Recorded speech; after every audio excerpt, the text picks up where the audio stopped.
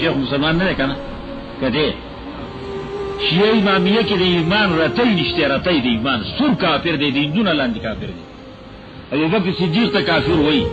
ابو بکر صدیق ته دوزخی وای زیات خور ته وای عمر ته دوزخی وای عاص خور ته وای عثمان ته دوزخی وای زیات خور ته وای کافر ته وای دا منافقانو د خلینه کریمه وی پیغمبر د دون یریدنو حق نشته ګندوره او حق د خلافت د علی رضی الله عنهم اجمعین خود دې یې نشو ویلې د دې وجنه ځان د الله وی اللهم من كنت مولاه فعلي مولا ذکر چا خو هم نو علی و خوخي زما دوست علی دی نو علی به ارچا دوست دی دا ویلو او په کارن شو چې خلیفہ بدی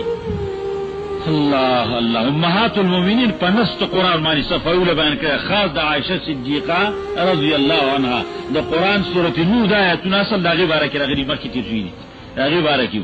په دې د پاسه تر خمینی پوری دي کی چې عائشه صدیقه د ټول دنیا د زنانو بدلمنی